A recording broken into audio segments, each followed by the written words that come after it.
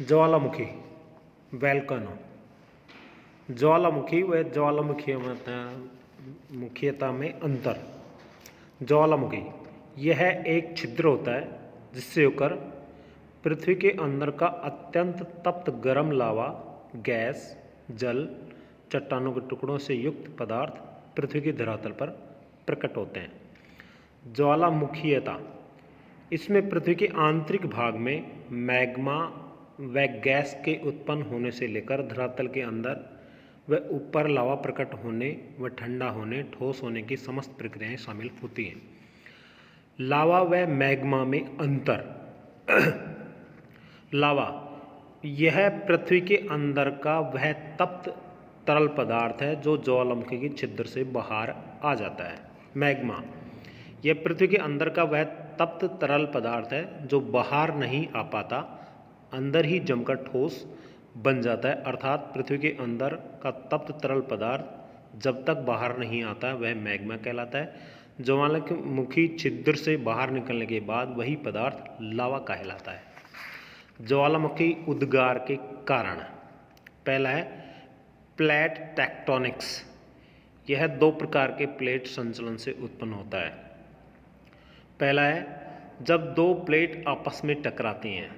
जब दो प्लेट आपस में टकराती हैं तो भारी प्लेट हल्की प्लेट के नीचे क्षेपित होने लगती है और नीचे जाकर वह एंडेसाइट यानी कि हल्की चट्टान के रूप में परिवर्तन हो जाती है, जो गुब्बारे की तरह पृथ्वी के नीचे से ऊपर बढ़ती है और ज्वालामुखी परतों का निर्माण करती है। यहाँ पर एक डायग्राम के द्वारा भी समझा जा सकता है कि कैसे हल्की प्लेट के नीचे भारी प्लेट गई और उसके बाद में क्या परिवर्तन आया।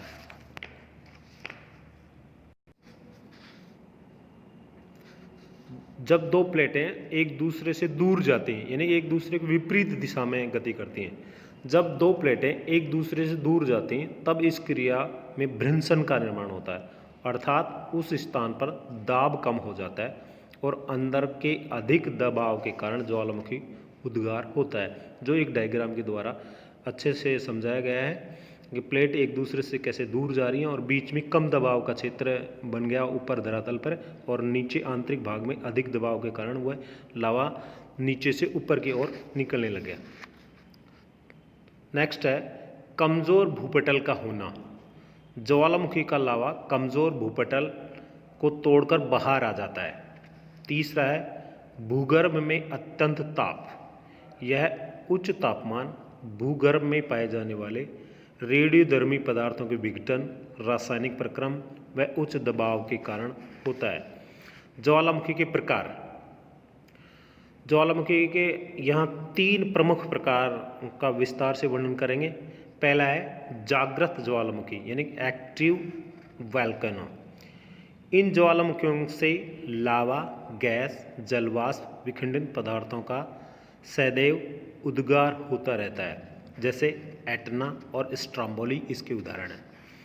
प्रसुप्त ज्वालामुखी। ये ज्वालामुखी उद्गार के बाद कुछ समय के लिए शांत हो जाते हैं तथा कुछ समय बाद पुनः सक्रिय हो जाते हैं, जैसे इटली का वेसुवियस। यानी कि अपन प्रसुप्त को ऐसे भी समझ सकते हैं कि कोई सो गया, वो पता नहीं कब उठ जाए, तो अपन इसको प्रसुप्त ज्वालामुखी को यानी कि ये सबसे भयंकर और सबसे विनाशकारी होता है। शांत ज्वालामुखी ये वे ज्वालामुखी जिनकी भविष्य में सक्रिय होने की संभावना नहीं है, जैसे कोह ईरान का, पोपा म्यांमार का, कलिमंजरो अफ्रीका का, चिम्बोरजी दक्षिणी अमेरिका का। ज्वालामुखी से निकलने वाले पदार्थ। ज्वालामुखी से 8 प्रकार के पदार्थ बाहर निकलते हैं। फर्स्ट है गैस तथा जलवाष्प, दूसरा है विखंडित पदार्थ, तीसरा है लावा। गैस तथा जलवाष्प। ज्वालामुखी उद्गार के समय सबसे पहले गैस व जलवाष्प ही क्रस्ट को तोड़कर बाहर निकलती है। इसमें जलवाष्प की सर्वाधिक मात्रा 60 से 90% होती है। गैसें hydrogen sulphide, carbon disulphide, hydrochloric अम्ल, ammonium chloride, carbon dioxide, nitrogen, sulphur dioxide आदि गैसें बाहर निकलती हैं। विखंडित पदार्थ, इसमें बारीक कण, धूल, बड़े बड़े टुकड़े शामिल होते हैं। आकार व बनावट के आधार पर इनका निम्न प्रकार से वर्गीकरण किया गया है। पहला है बम, कुछ इंच से लेकर कई फुट व्यास वाले टुकड़े, जैसे बम कहा जाता है। लैपली, मटर के दाने या अखरोट के आकार के दानों के टुकड़ों के बराबर जो होते हैं उनको लैपली कहा जाता है। स्कोरिया, चने या मटर के आकार के दानों के समान होता है, उसे स्कोरिया कहा जाता है। टफ, धूल कण व राख के बने टुकड़ों को टफ कहा जाता है। तीसरा है लावा, तरल व तप्त मैग्मा जब धरातल पर पहुंचता है तो लावा कहलाता है। लावा दो प्रकार का होता है, क्षारीय लावा और अम्लीय लावा। यह गहरा रंग का तरल होता है। इसमें सिलिका की मात्रा कम होती है, यानी कि सिलिका की मात्रा 40 से 55% के मध्य होती है। इसका घनत्व अधिक होता है। इसमें मुख्यतः लोहा, मैग्नीशियम, चूना पाया जाता है। इसे क्षारीय लावा कहा जाता है। अम्लीय लावा, यह हल्के पीले रंग का तरल होता है। इसमें सिलिका की मात्रा अधिक होती है, यानी कि 65% से 80% के मध्य। यह गाढ़ा होता है। इसका घनत्व कम होता है। इसमें मुख्यतः सोडियम, पोटेशियम, एल्यूमिनियम, फ्लैशपार पाया जाता है। ज्वालामुखी के अंग, ज्वालामुखी के 4 प्रमुख अंग हैं। ज्वालामुखी गिरवा, ज्वालामुखी छिद्र, ज्वालामुखी शंकु व ज्वालामुखी नली। ज्वालामुखी द्वारा निर्मित स्थलाकृतियाँ, ज्वालामुखी से 2 प्रकार की स्थलाकृतियों का निर्माण होता है। धरातल के ऊपर बनने वाली स्थलाकृतियाँ, यानी कि बाहरी स्थलाकृतियाँ कहा जाता है।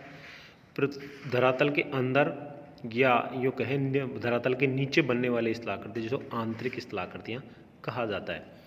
बाहरी स्थलाकृतियाँ ये लावा द्वारा बनाई जाती हैं। ये निम्न स्थलाकृतियाँ: ज्वालामुखी शंकु, काल्डेरा, ज्वालामुखी डाट या प्लग, ज्वालामुखी पठार, ज्वालामुखी पर्वत।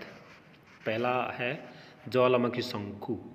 जब राख व लावा ज्वालामुखी के मुख से निकलकर तथा बहकर ज्वालामुखी के आसपास जमा हो जाती है तो यह शंकु का रूप ले लेता है।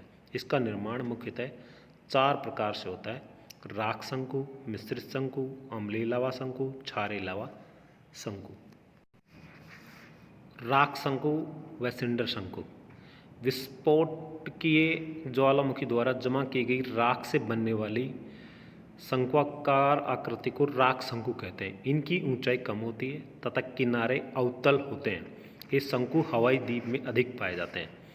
अम्लीय लावा शंकु या गुब्बद, अम्लीय लावा में सिलिका की मात्रा अधिक होने के कारण गाढ़ा व चिपचिपा होता है और ज्वालामुखी के मुख के पास ही ठंडा होकर जम जाता है। इसमें तीव्र ढाल वाला गुब्बद का निर्माण कर सकते हैं। इनका एक एक करके अपन जो डायग्राम दे रखा है, जो चित्र दे रखा है, उसको भी देख करके अभ्यास कर सकते हैं कि कौन सा शंकु कैसा दिखाई देगा। क्षारीय लावा शंकु, क्षारीय लावा में सिलिका की मात्रा कम होती है अतः पतला होता है और अधिक दूर तक फैल जाता है। जो डायग्राम में भी स्पष्ट देखा जा सकता है कि ये पतला और अधिक दूर तक फैलने वाला है।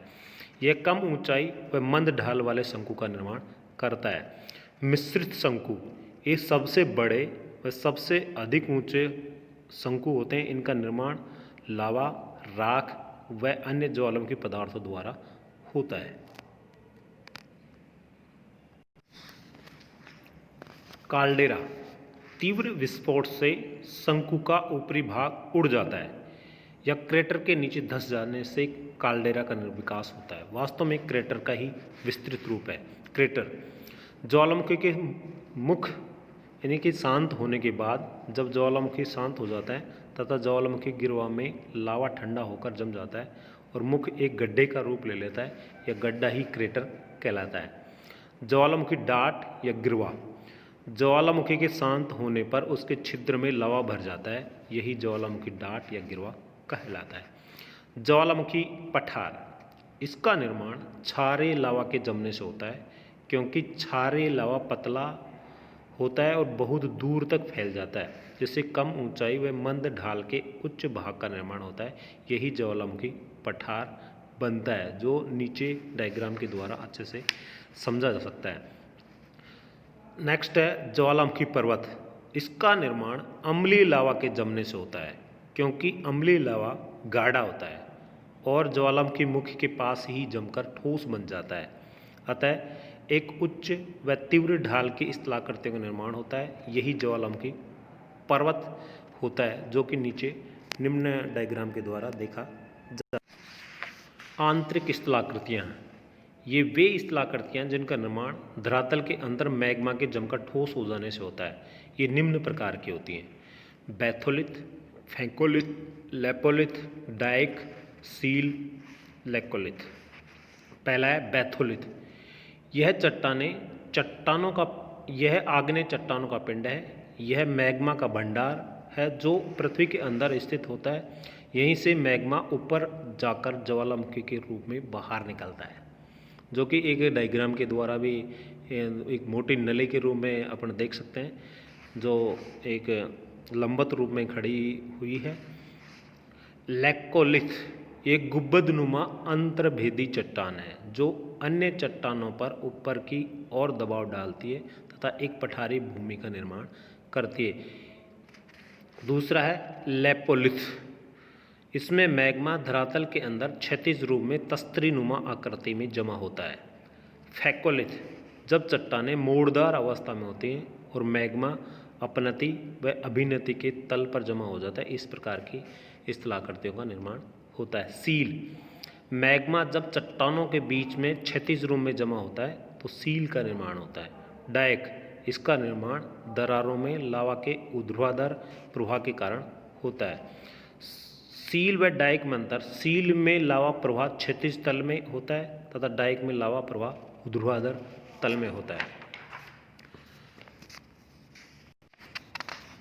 ज्वालामुखी का विश्व में वितरण। प्रशांत महासागरीय पेटी, यह पेटी ज्वालामुखी की सबसे महत्वपूर्ण पेटी है। इसमें 430 सक्रिय ज्वालामुखी हैं। इसे प्रशांत महासागरीय का अग्निवलयन यानी पैसिफिक रिंग ऑफ फायर कहते हैं। इस भाग में दक्षिणी अमेरिका की हॉर्न अंतरिक्ष से लेकर उत्तरी अमेरिका का अलास्का प्रदेश, पश्चिम में इसका विस्तार एशिया के पूर्वी तट पर जापान, फिलीपींस आदि हैं। मध्य विश्व पेटी यह यूरोप और एशिया के मध्यवर्ती भागों आल्प्स तथा हिमालय तक फैली है। इस भाग में भूमध्य सागर, काकेशस, आर्मेनिया, ईरान, बलोचिस्तान, यूनान, म्यांमार, इंडोनेशिया, अंडमान आदि शामिल हैं। अफ्रीकन रिफ्ट वैली यह अफ्रीका के पूर्वी भाग में झील प्रदेश से लेकर लाल सागर तक फैली है। विश्व के प्रमुख ज्वालामुखी, जो कि कई बार बच्चों छोटे क्वेश्चनों में पूछ लिया जाता है या यूँ कहें कि मानचित्र में भरने के लिए दिया जाता है, जो कम से कम शायद इनमें से एक आए। ओजेस डेल सलाडो अर्जेंटीना और चिली में है। कोटापैक्सी इक्वेडोर में है। मोना लोआ हवाई द्वीप में। माउंट कैमरून कैमरून अफ्रीका में। विसुविशियस नेपल्स की खाड़ी इटली में है। स्ट्राम्बोली लिपारी द्वीप में। क्राकातोआ इंडोनेशिया में। चिम्बाराजो इक्वेडोर में है। फ्यूजियामा जापान में। देवबंद ईरान में है। कोह सुल्तान ईरान में है। कलिमंजरो तंजानिया में। सेंट हेलेना यूएसए में। माउंट एटना इटली में। किलाउ अमेरिका में। इसमें अच्छे से इसको डायग्राम में वो मानचित्र में भर लेना और उसको बार बार तैयारी करोगे बच्चों, तो अच्छे से आपका डायग्राम यानी कि मानचित्र भरने में कोई दिक्कत का सामना नहीं करना पड़ेगा। धन्यवाद।